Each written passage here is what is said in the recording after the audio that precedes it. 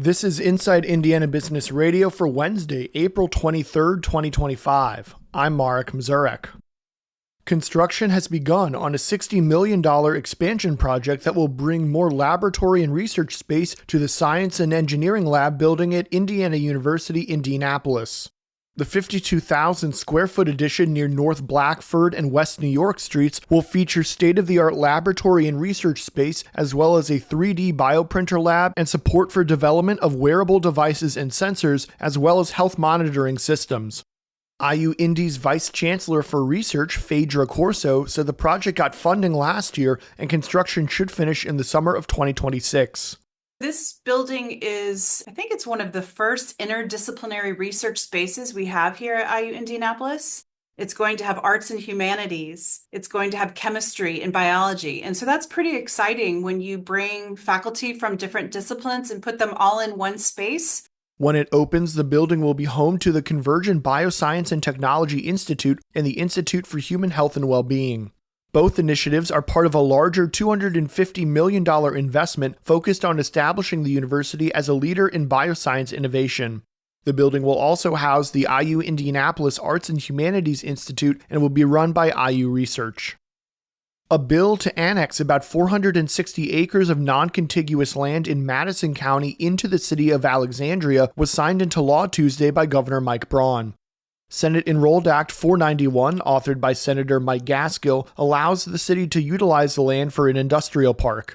Speaking with Inside Indiana Business in January, Alexandria Economic Development Director Alan Moore said annexing the land would give the city control over zoning, which is something developers look for when making site selections.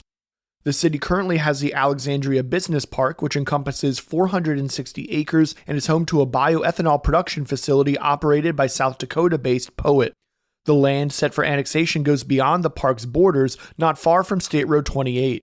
Now that the bill has been signed, Moore estimates that it would take about a year for annexation to be completed. From the number one source for Indiana business news, this is Inside Indiana Business Radio. To succeed, you need to stay informed. You need to be engaged. And let's face it, you need to set yourself apart from the rest by connecting with a company that brings you the best. Because in today's environment, business is an ever-moving target, and we'll help you chase it. IBJ Media. The best of business is in us. Get started at ibjmedia.com/youngprofessional. As the 2025 season approaches, the Shipshewana Flea Market is poised for another busy year, continuing to draw thousands of visitors and vendors to the small northern Indiana town, popularly known as the Heart of Amish Country. Shipshewana Trading Place Marketing Director Laura Gates said the market has seen steady growth in vendor participation in recent years. Over the course of the last 3 years, we have had an average of over 200 new vendors who come out and sell. It shows that the flea market is still thriving and there's a lot of activity going on, so that's exciting.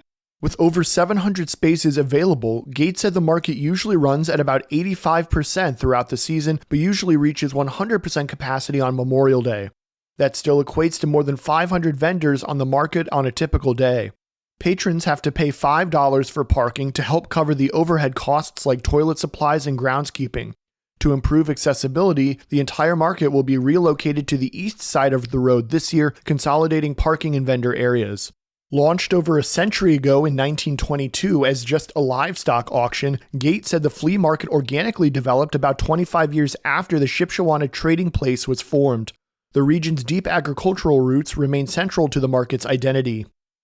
And a longtime employee of Bloomington-based Harrell Fish Inc. has been named the mechanical and building contractor's fourth president as Steve Dawson steps down from his role but remains as CEO.